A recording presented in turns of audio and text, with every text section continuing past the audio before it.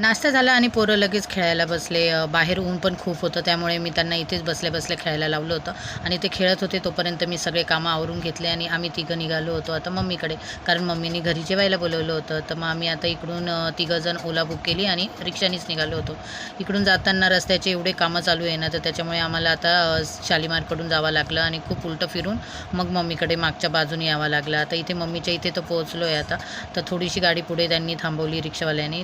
आजीकडे आल्यावर पोरांना खूप घाई होती. असं होतं कधी घरात जाईल आणि कधी खेळायला निघेल. म्हणजे काय माहिती काय होतं, पण त्यांना खूप घाई होती.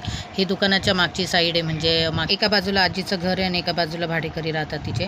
आणि हे मागे हे जे सिमेंटचं घर आहे ते आजीचं आहे आणि त्याच्या मागच्या बाजूला मम्मी राहते. हे मम्मीचं घर आहे आणि मम्मी घरामध्ये आहे. दुकान कारण वाढवलेलं होतं तर मम्मी घरातच असेल. पोरं आता घरात आलेले आणि घरात आल्या आल्या त्यांची हे असे नाटकं चालू होऊन जातात. परत मस्ती सुरू झाली आणि भांडणं सुरू झाली होते दोघांचे.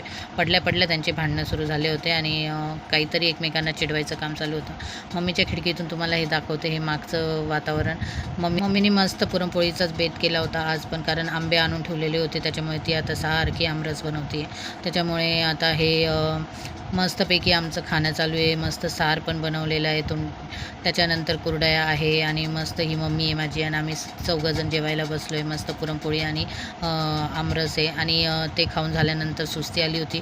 मम्मी म्हणाली की तू जाऊन दुकानात बस, कारण गिऱ्हाईक येत होते आणि हे छोटीशी गिरणी पण तिने दुकानामध्ये ठेवलेली आहे की जवळपासचे लोक दळायला वगैरे येतात, कारण आमच्या इथे गिरणी खूप लांब आहे. तर मग तिने दुकानामध्ये बाकी गोष्टींबरोबर गिरणीचं पण सुरू केलेलं आहे. बरं आहे, तिला तेवढंच आधार मिळतो. एकटीच असते ती. आणि हे जे आहे मम्मीच्या घराच्या बाहेरचं वातावरण. हे पुढची बाजू आहे. ही टाकी आहे. इथे नळ वगैरे तिने बसवून घेतला आहे आणि हे भाडेकरींसाठी टॉयलेट बांधून दिलेलं आहे.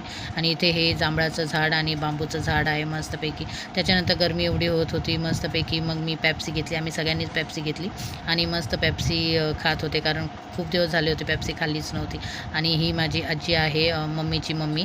तिचं हे घर आहे. तिला जरा पॅरालाइजचं झालेलं आहे, तर तिला पण बाहेर संध्याकाळी आणून बसवलं होतं. तर तेच तिचं पण, तिलाही मी पेप्सी दिली आणि मस्तपैकी पेप्सी खात होती. असा होता माझा आजचा दिवस. माझ्या चॅनलला नक्की सबस्क्राईब करा, लाईक करा, कमेंट्स करा. भेटू नेक्स्ट व्हिडिओमध्ये. बाय.